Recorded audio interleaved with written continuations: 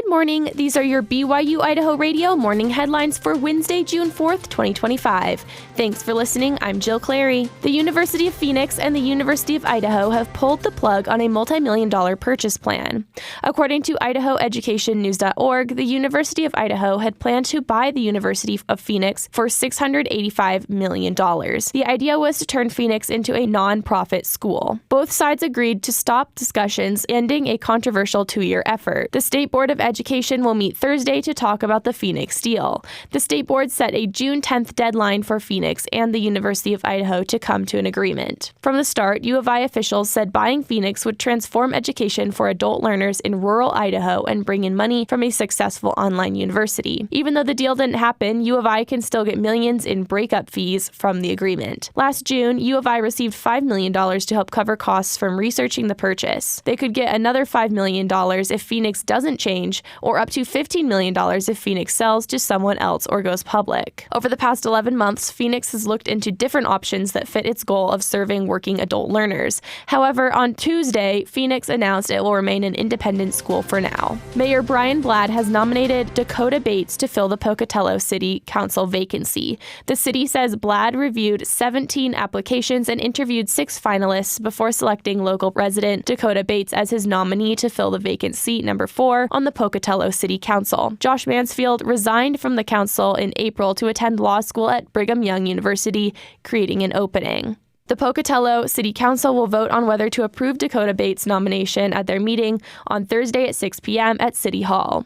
If he's approved, Bates will be sworn in and officially join the council later that night. He will serve the remainder of Mansfield's term, which will end January 8th. The Idaho State Journal reports Bates said he hopes to use his experience with the Washington Elementary Advocates, a citizens group that tried to convince School District 25 to keep the century-old school open, to help build stronger connections between the city government and the people of Pocatello. Along with his work with nonprofits, Bates brings 3 years of experience leading Hannah's Place, a local therapy clinic focused on supporting families and children. Did you know that you can take a tour with Campus Recreation at BYU-Idaho to see beautiful West Yellowstone and Old Faithful with lunch included? Alex Batman has the story. A hop, skip, and a jump away from Rexburg lies Yellowstone, the country's first national park, founded in 1872. It's home to teeming wildlife, sizzling geysers and hot springs, and beautiful landscapes. BYU-Idaho wants to give students a taste of this amazing national park, and it's providing tours this semester for any who want to take advantage of this incredible opportunity. You know, people come from all over the world to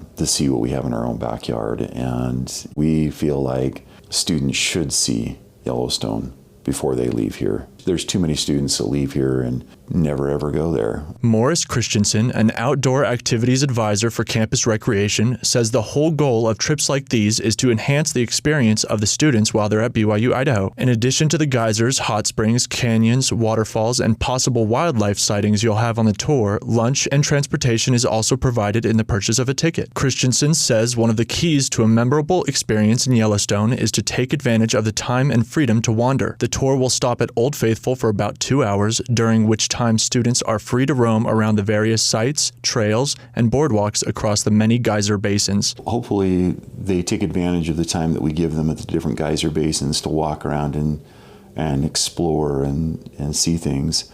With like the Old Faithful Inn, you know, we want students to be able to explore all that and experience it and just have a great time while they're there. Christensen says students often come to him and ask what there is to do around Rexburg. Here's his response. Let me draw a circle around Rexburg, you know, that's 3 hours in distance in all directions.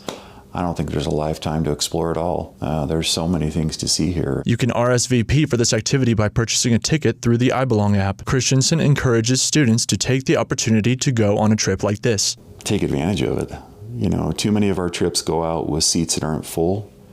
We have so much to offer, and there's so many opportunities here that they'll never ever have again, and to experience something new. For BYU-Idaho Radio, I'm Alex Batman. These have been your BYU-Idaho Radio morning headlines for June 4th, 2025.